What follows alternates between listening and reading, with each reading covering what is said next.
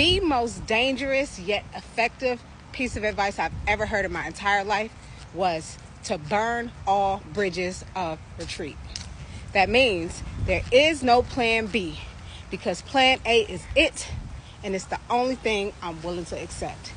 Let's talk about it. My first time hearing this advice was when I read Napoleon Hill's Think and Grow Rich for the first time. I must have been about 12 or 13 years old. It was one of those books that my mom had given me because she was really into personal development.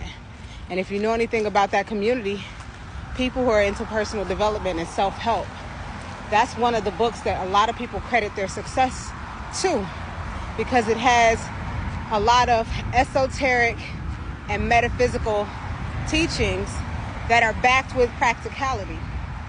And what I loved about reading that bit of advice for the first time was that it gave my brain something to focus on.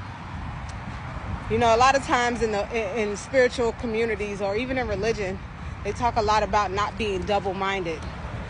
And one of the things that I loved about this piece of advice is that it removed that from my consciousness to not entertain anything that wasn't in alignment with what it is I truly wanted to create.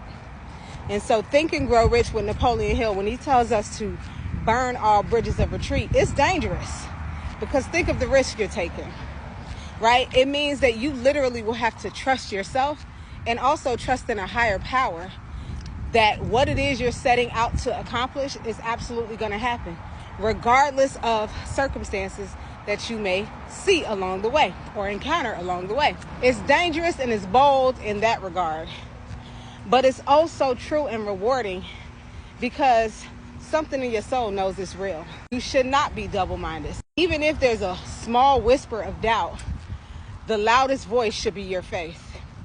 And I tell you, every time I implemented that principle, I was never met with anything less than what I set out to accomplish.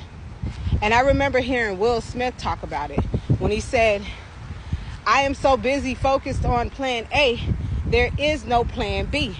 It's this or nothing. It's this or I'm gonna die.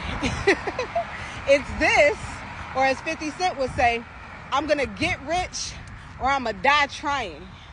And it's that kind of mentality that keeps you from being double-minded and keeps you focused on your goals and keeps you intentional and accountable.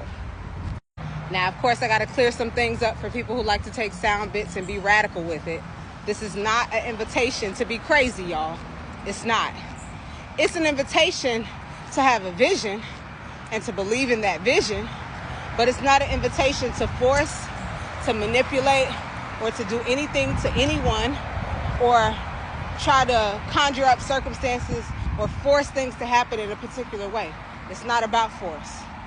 Your real power comes from within.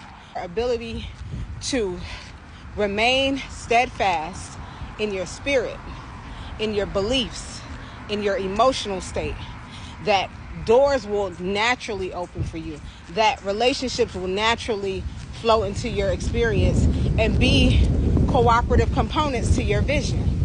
And this is also what Napoleon Hill talks about in Think and Grow Rich, that you will find that all of a sudden there'll be cooperation towards exactly what it is you're calling in. You know, when you work with your inner faculties, you are unstoppable because life is responding to your frequency. Life is responding to your beliefs, your core beliefs, your energy, and how that governs how you show up and the choices that you make and the way that you communicate. And you get that reflected back to you in your experience. You get that reflected back to you in your reality through people, through relationships, through opportunities that find themselves to you. And so, no, it's not an opportunity to be crazy. Y'all could call it delulu all you want.